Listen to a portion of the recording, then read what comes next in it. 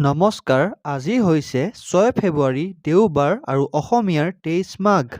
আজিৰ দিনটো আপোনালোকৰ বাবে অতিকৈ শুভ হওক আৰু আজিৰ ভিডিঅ'লৈ আপোনালোকক স্বাগতম জনাইছোঁ। প্ৰতিটো ৰাশিফল ডেছক্ৰিপশ্যনত ভাগ কৰি দিয়া আছে, আপোনালোকে নিজৰ ৰাশিফল অনুসৰি চাই ল'ব। মেষ ৰাশি, বেলেগৰ লগত সুখৰ আদান প্ৰদান কৰিলে আপোনাৰ স্বাস্থ্য আৰু অধিক উজ্জ্বল হ'ব। আজি আপোনাৰ সহোদৰ আপোনাৰ পৰা আৰ্থিক সহায় বিচাৰিব পাৰে আৰু সিহঁতৰ সহায় কৰি আপুনি আৰ্থিক বিপদত পৰিব পাৰে যদিও অৱস্থা সোনকালেই ভাললৈ আহিব। অফিচত কাম-কাজ অধিক হৈ থকাৰ বাবে আপুনি আজি জীৱনসংগীৰ লগত সময় অধিক অতিবাহিত কৰিব নোৱাৰিব, যাৰ ফলত ঘৰৰ পৰিৱেশ হতাশাগ্ৰস্ত হোৱাৰ সম্ভাৱনা আছে। আপোনাৰ প্ৰেমত আজি দুখৰ বৰষুণ হ'ব পাৰে, যি আপোনাক আহত কৰিব পাৰে। আপুনি এক গুৰুত্বপূৰ্ণ পদবীত থাকি পৰিকল্পনাসমূহ বাস্তৱত ৰূপায়িত কৰিব, যি মানুহবোৰক প্ৰভাৱিত কৰিব। আপুনি আজি যদি বিচাৰে সমস্যাৰ সমূহ হাঁহিমুখে সমাধান কৰিব। বৃষ ৰাশি, আপোনাৰ বিচাৰ বিবেচনাক ব্যক্ত কৰাত অসহজ বোধ নকৰিব। আত্মবিশ্বাসক নোহোৱা ব্যক্তিত্বক কেতিয়াও নিজৰ ওপৰত নিয়ন্ত্ৰণ পাব নিদিব, কাৰণ ইয়াৰ বাবে আপুনি অধিক সমস্যাৰ সন্মুখীন হোৱাৰ সম্ভাৱনা আছে। আত্মবিশ্বাসক পুনৰাই ঘূৰাই পাবৰ বাবে নিজৰ কথাসমূহ খুলি প্ৰকাশ কৰক আৰু সমস্যাসমূহৰ সন্মুখীন হাঁহিমুখে কৰক। দিনৰ দ্বিতীয় পহৰত আপোনাৰ আৰ্থিক লাভ হ'ব পাৰে। আজিৰ দিনটো আনন্দৰে ভৰা হ'ব, কাৰণ আপোনাৰ জীৱনসংগীয়ে আপোনাক আজি সুখ দিবলৈ বহুত প্ৰয়াস কৰিব। আপোনাৰ অসফলতাৰ পৰা আপুনি শিক্ষা লোৱা উচিত, কাৰণ আজি আপোনাৰ মনৰ কথা প্ৰকাশ কৰিলে আপোনাৰ লোকচান হ'ব পাৰে। আজি কৰা বিনিয়োগ বহুত লাভদায়ক বুলি প্ৰমাণিত হ'ব, কিন্তু আপুনি অংশীদাৰসকলৰ বিৰুদ্ধে সন্মুখীন হ'ব লাগিব। আজি আপুনি বেলেগক সহায় কৰিবৰ বাবে স্বেচ্ছাই যিবোৰ কাম কৰিব, সেই কাম আপোনাক সহায় কৰাৰ উপৰি আপোনাকো নিজৰ দিশে অলপ ধনাত্মকভাৱে চাবলৈ শিকাব।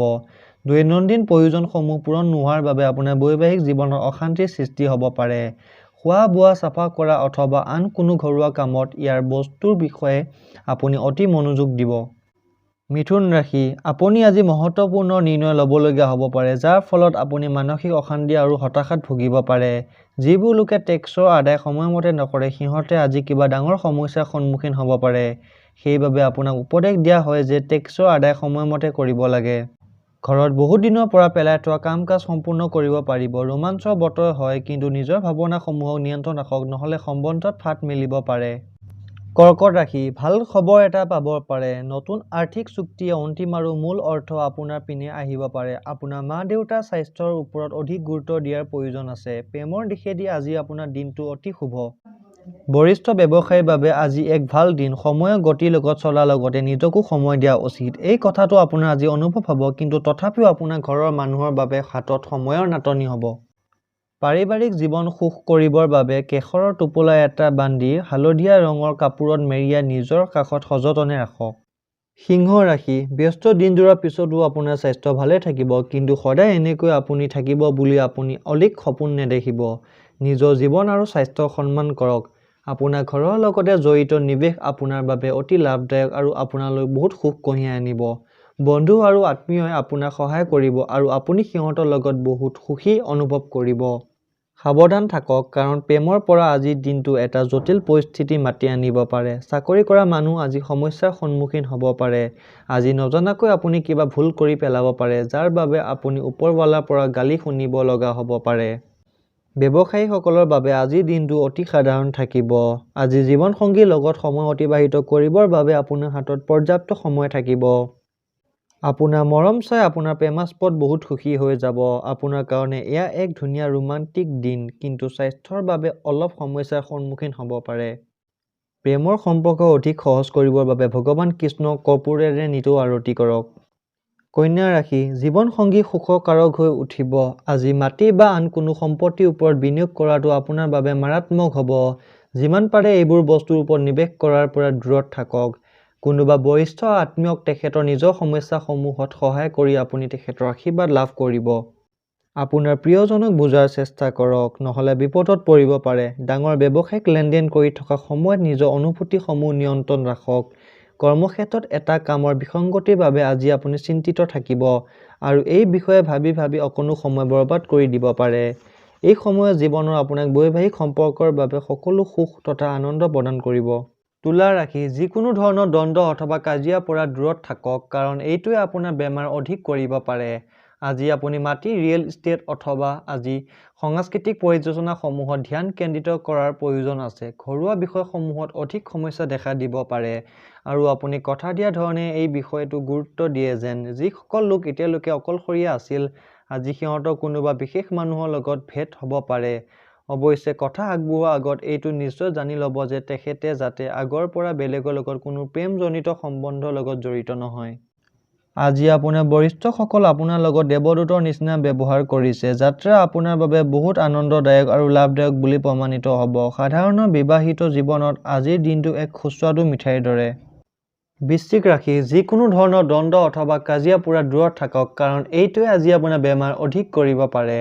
আজি আপুনি আৰ্থিক সমস্যাৰ সন্মুখীন হ'ব পাৰে, কিন্তু নিজৰ বিচাৰ বিবেচনাৰে জৰিয়তে আপুনি এই সমস্যা সমাধান কৰিবলৈ সক্ষম হ'ব।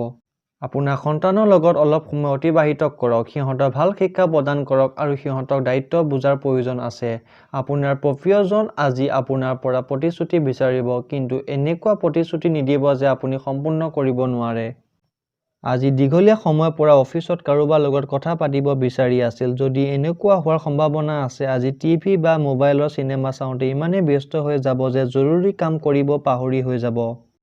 ধনু ৰাশি, ভাল বস্তুসমূহ গ্ৰহণ কৰিবলৈ আপোনাৰ মগজু আজি সক্ৰিয় থাকিব। আৰ্থিকভাৱে আজি আপুনি সবল থাকিব। গ্ৰহ আৰু নক্ষত্ৰৰ উপস্থিতিয়ে আপোনাক আৰ্থিক উপাৰ্জনৰ বহুত বাট দেখুৱাব। ঘৰৰ মানুহৰ লগত সময় অতিবাহিত কৰিলে সুখী অনুভৱ কৰিব। যদি আপুনি আদেশ দিব চেষ্টা কৰিব, তেন্তে আপোনাৰ আৰু প্ৰিয়জনৰ মাজত বহুত সমস্যা আহিব পাৰে। আজি আপোনাৰ মনোযোগ অফিচৰ কামত নালাগিব। আজি আপোনাৰ মনত বহুত ভাৱনাৰ অগাধেৱা হ'ব আৰু যিবোৰে আপোনাক প্ৰকাশ কৰি নিদিব। ঘৰত পৰি থকা পুৰণি বস্তু এটা আপুনি পাব পাৰে, যাৰ বাবে আপোনাৰ শৈশৱৰ দিনৰ কথা মনত পৰিব আৰু গোটেই দিন অকলে কটাব। তেখেতৰ জন্মদিন পাহৰি যোৱাৰ বাবে আপোনাৰ আৰু জীৱনসংগীৰ মাজত কাজিয়া হোৱাৰ সম্ভাৱনা আছে। মকৰ ৰাশি, খোৱা লোৱাৰ এনেকুৱা বস্তুৰ পৰা বাচি থাকিবৰ পৰা চেষ্টা কৰক, যিবোৰ লোকে কলেষ্ট্ৰলৰ মাত্ৰা অধিক আছে। যিসকলে ইতিমধ্যে শ্বেয়াৰ মাৰ্কেটত অৰ্থ বিনিয়োগ কৰি আহিছে, সিহঁতৰ আজি লোকচান হ'ব পাৰে। সময় থাকোঁতে যদি সচেতন হৈ যায়, তেন্তে আপোনাৰ বাবেই ভাল। পৰিয়ালৰ সদস্যসমূহে আপোনাক বহুত সহযোগ কৰিব, কিন্তু তাৰ ফলত সিহঁতৰ বহুত চৰ্ত হ'ব পাৰে। আপোনাৰ প্ৰেমাস্পদ আজি আপোনাৰ কথা শুনাতকৈ বেছি নিজৰ কথা প্ৰকাশ কৰাতহে বেছি গুৰুত্ব দিব। ফলস্বৰূপে আপুনি অলপ বিৰক্ত পাব। নতুন উদ্যোগৰ লগত জড়িত হোৱাৰ পৰা বিৰত থাকক আৰু প্ৰয়োজন হ'লে সেই ব্যক্তিৰ পৰামৰ্শ লওক যি আপোনাৰ বহুত ঘনিষ্ঠ। আজি আপুনি সকলো কাম পেলাই থৈ সেইবোৰ কাম কৰিব পছন্দ কৰি ভাল পাইছিল আৰু আপুনি আজি এগৰাকী ভাল জীৱনলগৰী পোৱাৰ বহুত সম্ভাৱনা আছে। ঘৰৰ চাৰিওফালে ৰঙা পাথৰ থৈ দিলে পৰিয়ালৰ সুখৰ আগমন হয়।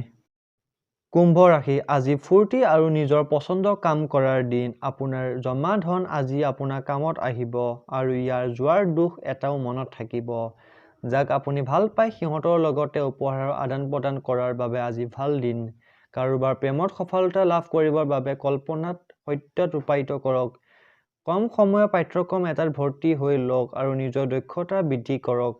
ঘৰৰ সকলো কাম শেষ কৰাৰ পিছত আজি এই ৰাশিৰ গৃহিণীসকল গোটেই দিন আৰামত টিভি অথবা মোবাইলত চিনেমা চাব পাৰিব। আপোনাৰ জীৱনলগৰীয়ে আপোনাক বিশেষ সময় দিবলৈ চেষ্টা কৰিব। খোৱাৰ বাবে পাত্ৰী ব্যৱহাৰ কৰিলে আপোনাৰ আৰ্থিক অৱস্থা ভাল হ'ব। মীন ৰাশি, আপোনাৰ বিনম্ৰ স্বভাৱৰ সকলোৱে প্ৰশংসা কৰিব। আপোনাৰ মানুহে আপোনাক অতি প্ৰশংসা দি উপচাই দিব পাৰে। আপোনাৰ কথা দিয়াৰ বাবে আৰু বিত্তীয় লেনদেন কৰাৰ সময়ত সাৱধানে থাকক। আপোনাৰ জীৱনত এক সংগীত আৰম্ভ কৰক। সমৰ্পণৰ মূল্য বুজক আৰু হৃদয়ত প্ৰেম অথবা কৃতজ্ঞতাৰ ফুল ফুলিব। আপুনি অনুভৱ কৰিব যে আপোনাৰ জীৱন অধিক অৰ্থপূৰ্ণ হৈ উঠিব। গোটেই বিশ্ব ব্ৰহ্মাণ্ডৰ শক্তি যেন আপোনাৰ আৰু আপোনাৰ প্ৰিয়জনৰ মাজত সোমাই আছে। কাৰণ প্ৰেমৰ অনুভূতিবোৰ এনেকুৱাই। আপুনিয়ে সেই ভাগ্যৱান যি এই অনুভূতিবোৰ লাভ কৰিছে। ব্যৱসায়িক অংশীদাৰৰ সহযোগত আপুনি বহুত অধিক দিনৰ পৰাই পেলাই থোৱা কাম আজি সম্পূৰ্ণ কৰিব পাৰিব। আপোনাৰ ব্যক্তিত্ব এনেকুৱা যে আপুনি বেছি মানুহৰ মাজত সময় উলিওৱাৰ চেষ্টাত লাগি যায়। ইয়াৰ ভিত্তিত কৰি এইটোৱে ক'ব পাৰি যে আজি আপোনাৰ দিনটো বহুত ভাল যাব আৰু তাৰ উপৰিও আপুনি নিজৰ বাবে ধেৰ সময় পাব। আজি আপোনাৰ জীৱনসংগী বহুত সুখী বুলি আপোনাৰ অনুভৱ হ'ব।